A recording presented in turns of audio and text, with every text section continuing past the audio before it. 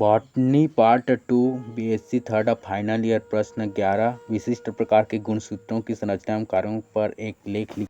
50 बार बोल रहे हैं पढ़ने निकले वाले छात्रों को राजनीति से दूर रहना चाहिए हैं? अबे पढ़ाई लिखाई में ध्यान लगाओ, आईएएस बनो और देश को संभालो। देखिए उत्तर, विशिष्ट प्रकार के गुणसूत्र स्पेशल टाइप्स ऑफ क्रोमोसोम्स। सजीवों की कुछ जातियों में गुणसूत्र अपने सामान्य रूपरेखा, कार्य, माप आदि में भिन्नता प्रदर्शित करते हैं तथा विशिष्ट आकृतिक एवं क्रियाशीलता वाले हो जाते हैं। ऐसे गुणसूत्रों को विशिष्ट गुणसूत्र स्पेशलाइज्ड क्रोमोसोम्स कहा जाता है। कुछ गुणसूत्र विशिष्ट कार्य तो करते हैं परंतु सामान्य गुणसूत्र इसके हिस्से की तरह ही होते हैं। इन्हें स्थायी विशिष्ट गुणसूत्र परमानेंटली स्पेशलाइज्ड क्रोमोसोम्स कहा जाता है। जैसे लिंग गुणसूत्र सेक्स क्रोमोसोम्स। कुछ कोशिकाओं के गुणसूत्र अपने कोशिकीय चक्र के किसी विशिष्ट अवस्था में विशिष्ट कार्य को संपादित करने हेतु अनुकूलित होते हैं तथा विशिष्ट कार्य की प्रकृति के कारण ये सामान्य गुणसूत्रीय स्वरूप से पृथक स्वरूप का प्रदर्शन करते हैं तथा ऐसे गुणसूत्र अनुकूलित विशिष्ट गुणसूत्र एडाप्टेशनली स्पेशलाइज्ड क्रोमोसोम्स कहते हैं। अनुकूलित गुणसूत्र अपने आकार एवं माप में सामान्य गुणसूत्र से काफ़ी बड़े होते हैं। ऐसे गुणसूत्र को भीमकाय गुणसूत्र जेंट क्रोमोसोम कहा जाता है। उदाहरण पॉलीटीन गुणसूत्र पॉलीटीन क्रोमोसोम्स, लैम्ब्रूस गुणसूत्र लैम्ब्रूस क्रोमोसोम्स। शाबाश बेटा, बहुत बढ़िया मुन्ना। लैम्ब्रूस गुणसूत्र लैम्ब्रूस क्रोमोसोम्स। सन 1882 में एक क्रोमोसोम को सबसे पहले फ्लेमिंग ने प्रेक्षित किया था, फिर इसका नामकरण रुकर्ट 1892 ने किया था। ये क्रोमोसोम कशेरुकी वर्टिब्रेट प्राणियों के ओसाइट में पाए जाते हैं। इनका आकार साइज अत्यधिक बड़ा होता है अतः नग्न आंखों से देखा जा सकता है। इन गुणसूत्रों क्रोमोसोम्स का मुख्य अक्ष अमाइन एक्सिस धागे थ्रेड जैसी तथा डीएनए की बनी होती है। मुख्य अक्ष पर अनेक गोलाकार आकृति के लूप निकलते हैं। लूप्स के मध्य में डीएनए तथा प्रोटीन्स एवं आरएनए की बनी मैट्रिक्स होती है।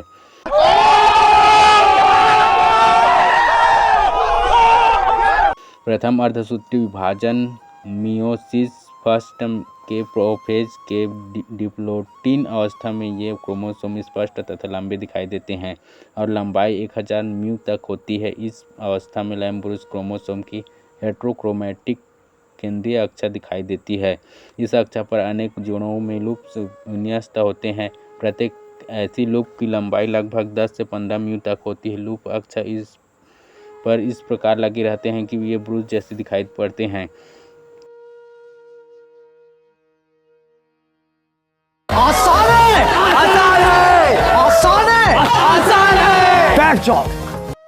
प्रत्येक लूप में एक पतली अक्षा पाई जाती है जो डीएनए से निर्मित होती है। इस पर अनेक रेशे या फाइबर्स निकलते हैं और लूप की मैट्रिक्स को बनाते हैं जो आरएनए तथा प्रोटीन की बनी होती है। लूप की अक्षा दोहरी हेलिक्स डबल हेलिक्स की बनी होती है।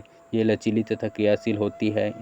इलेक्ट्रॉन माइक्रोस्कोप अध्ययन से यह पता चलता है कि प्रत्येक सिंगल लूप 2 समानांतर स्ट्रैंड का बना होता है और प्रत्येक स्ट्रैंड 100 से 150 एंगस्ट्रॉम व्यास होता है। कॉलन तथा गॉल ने इस स्ट्रैंड में डीएनए का होना प्रमाणित किया और उन्होंने लूप के बड़े आकार के बारे में विचार प्रकट किया कि प्रत्येक लूप में जीन्स की अनेक अविकल डुप्लीकेट प्रतियां इन प्रत्येक लूप में सुव्यवस्थित होती हैं। उन्होंने यह भी बताया कि प्रत्येक लूप पेयर या विशिष्ट जीन सक्रियता से संबंधित है और प्रत्येक लूप में डीएनए रिपीटिंग डीएनए क्रम सीक्वेंस या जीन्स एक क्रम सीरीज में विन्यसित रहते हैं। अधिक संख्या में जीन की अविकल प्रतियों की उपस्थिति का सबसे बड़ा लाभ यह होता है कि इनके आरएनए के संश्लेषण की तेज गति संभव होती है। क्या साबित करना चाहता है तू? क्या साबित करना चाहता है तू? लैम्ब्रूस गुणसूत्र के कार्य। Function of lampbrush chromosomes. एक लैम्ब्रूस गुणसूत्र आरएनए एवं प्रोटीन निर्माण में महत्वपूर्ण भूमिका अदा करते हैं। 2. ये गुणसूत्र कुछ सीमा तक अंडे के पीतक यौग के निर्माण में सहायक होते हैं। लार ग्रंथि या पॉलीटीन गुणसूत्र सिल्वरी ग्लैंड और पॉलीटीन क्रोमोसोम। इन्हें लार ग्रंथि गुणसूत्र सिल्वरी ग्लैंड क्रोमोसोम या बृहद क्रोमोसोम जेंट क्रोमोसोम भी कहते हैं। यह भी बड़े क्रोमोसोम जेंट क्रोमोसोम इसके उदाहरण हैं। इलेक्ट्रॉन माइक्रोस्कोपी का अध्ययन से पता चलता है कि इन बैंड्स में न्यूक्लियोहिस्टोन फाइबर्स अधिक मात्रा में संघनित और वैलित फोल्डेड हो जाते हैं। इंटर बैंड भाग में डीएनए की सांद्रता कम होती है। पफ तथा बाल्बियानी रिंग। पफ का निर्माण विशेष जीन के नियंत्रण से एक निश्चित समय में होता है।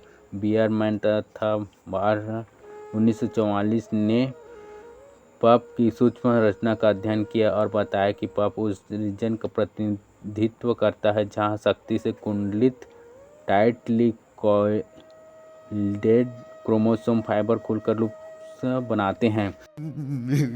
मेरे को जाना पड़ेगा, मेरे को जाना पड़ेगा, मेरे को जाना पड़ेगा। कुछ पफ छोटे जबकि कुछ बड़े आकार के होते हैं। वे क्षेत्र जिसमें पफ्स होते हैं उनको बाल्बियानी रिंग्स कहते हैं। इन संरचनाओं के परिणाम स्वरूप क्रोमोसोम मोटे और रोएदार प्रतीत होते हैं।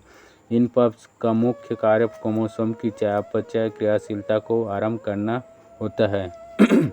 लाल ग्रंथि या पॉलीटिन गुणसूत्र के कार्य। फंक्शन ऑफ सिलिवरी ग्लैंड और पॉलीटिन क्रोमोसोम। एक पॉलीटिन गुणसूत्र का मुख्य कार्य जीव के प्रकार्यात्मक कार्यों पर नियंत्रण करने वाले जीनों का वहन करना है। दो इनके हेटेरोक्रोमैटिक क्षेत्रों में न्यूक्लियोलर पदार्थ का निर्माण होता है। 3 यह गुणसूत्र परोक्ष रूप से प्रोटीन निर्माण में सहायता करते हैं।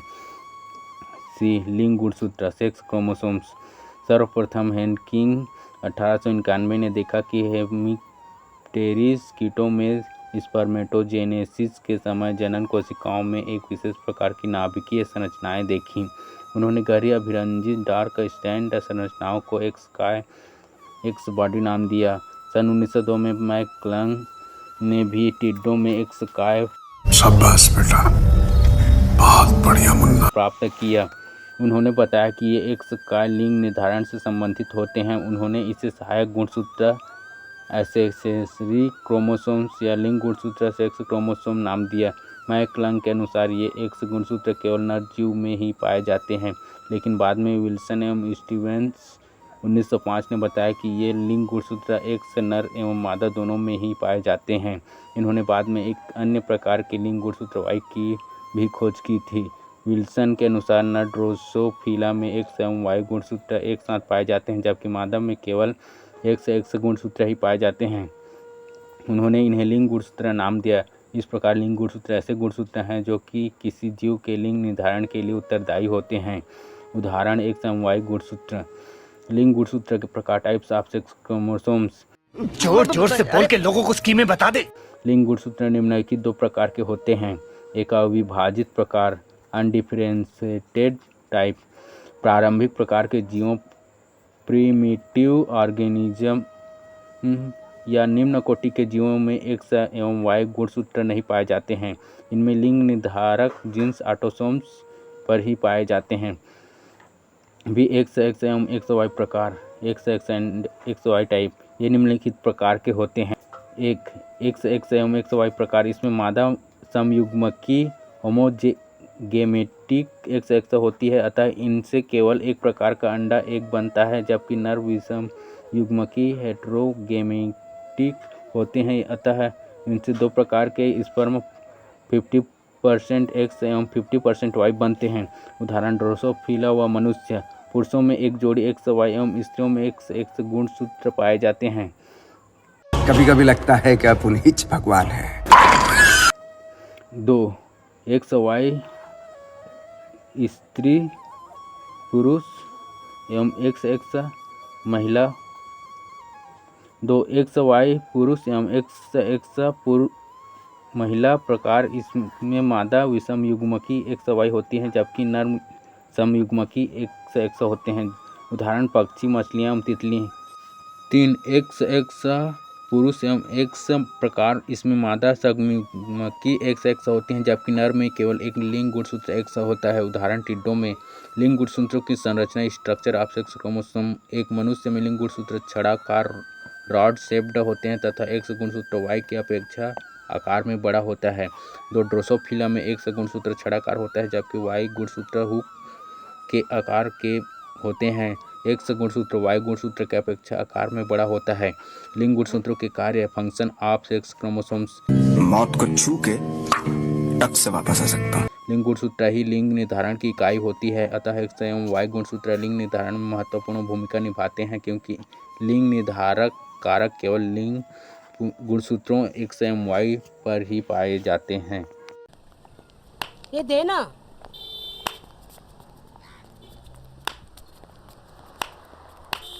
ये देना, मैं तेरे वास्ते नाची रे। देना। मैं भी नाचा, मेरे को दो। क्या हेड़ा है रे?